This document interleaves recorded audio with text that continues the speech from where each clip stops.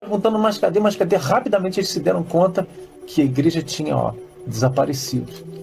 Aí, amados, eles começaram a chorar e gritar, mas tinha gente que gritava assim, gritava, começava a rolar. Mas era um grito misturado com choro, era um negócio assim apavorante de ouvir o jeito que eles estavam gritando e chorando.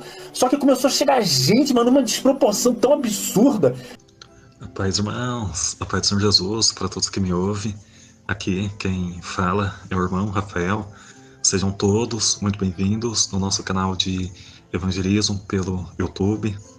E eu vou estar colocando, irmãos, nesta oportunidade um testemunho, irmãos, que faz a Igreja de Cristo refletir, irmãos, sobre a sua situação, porque é um testemunho que fala sobre os deixados para trás, e ninguém, irmãos, quer ser deixado para trás. Acredito que todo mundo que conhece o arrebatamento, que crê nessa promessa de Cristo, já ouviu falar do arrebatamento, conhece o arrebatamento, viu filmes, novelas que falam do arrebatamento. Acredito que todo mundo sabe como que o mundo, irmãos, vai ficar depois do arrebatamento da igreja, porque depois do arrebatamento o mundo fica um caos, e os deixados para trás, irmãos, vão sofrer muito, vão chorar muito. Por quê? Porque perderam a grande e boa oportunidade de se salvar. Então vão ter que enfrentar todo o anticristo, seu exército, Apocalipse, a grande tribulação, que vai ser difícil, irmãos, vai ser difícil se salvar na grande tribulação. Então os deixados para trás, aqui eu estou falando igreja, irmãos, os deixados para trás vão sofrer muito. Agora, os deixados para trás que não era igreja também vão sofrer bastante. Só que eu acredito, irmãos, que aqueles que foram deixados para trás porque estavam no mundo vão se conscientizar que não subiram porque não se prepararam, porque não creram nessa promessa. Depois que o arrebatamento acontecer, eles vão ver que era tudo verdade, e eles vão ter um consentimento de lamentação por não crerem na promessa. Só que a igreja, irmãos, deixada para trás por falta de preparo, por falta de santidade, irmãos, esse povo vão procurar morte e não vão encontrar. Por quê? Porque conhecia o arrebatamento, conhecia essa promessa, conhecia essa promessa de Cristo de buscar a igreja dele para não passar pela grande tribulação. Então, enquanto, irmãos, a porta da graça, mesmo que seja uma pequena fresta, está aberta, a igreja tem que aproveitar ao máximo, irmãos, e viver em oração o tempo todo, porque essa promessa vai se cumprir a qualquer momento. Vamos ver esse testemunho e que todos possam, irmãos, refletir cada um a sua situação com Deus. Queridos, a paz do Senhor Jesus. Eu fui deitar, descansar, né? Eu estava lá deitado, descansando, orando, porque eu trabalhei muito hoje o dia inteiro. Aí quando eu estava lá eu tive uma visão, eu queria relatar para vocês. Eu escrevi aqui. Assim, eu vi um ônibus amarelo, tipo esse ônibus escolar, sabe esse ônibus escolar de criança amarelo?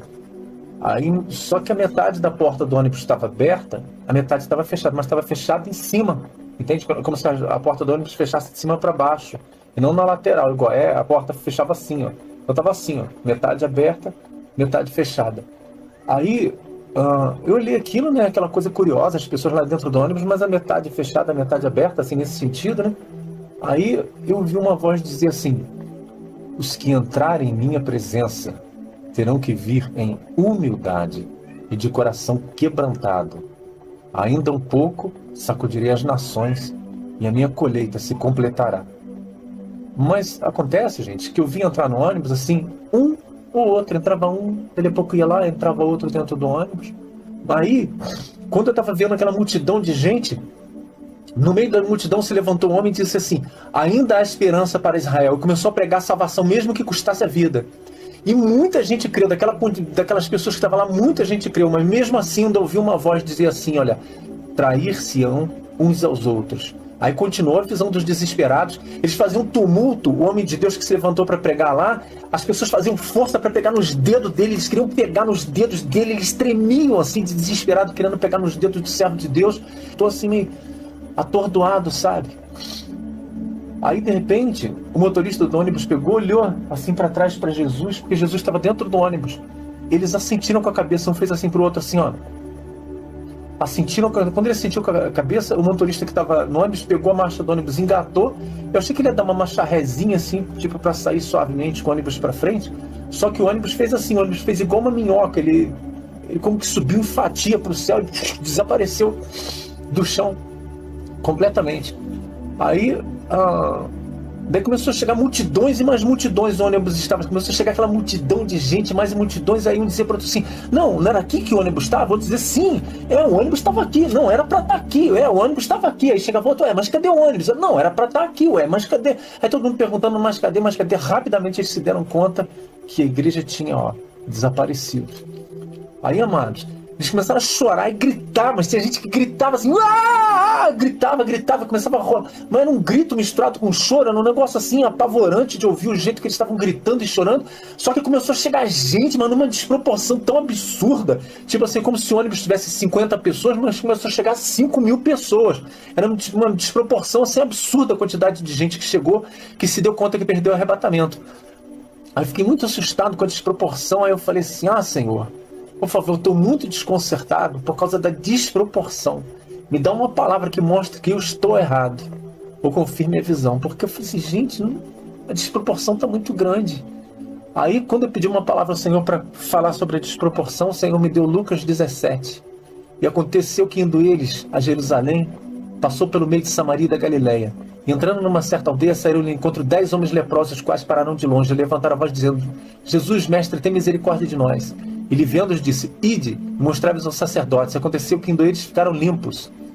Um deles, vendo que estava são, voltou glorificando a Deus em alta voz e caiu aos seus pés, com o rosto em terra, dando-lhe graças. Este era samaritano.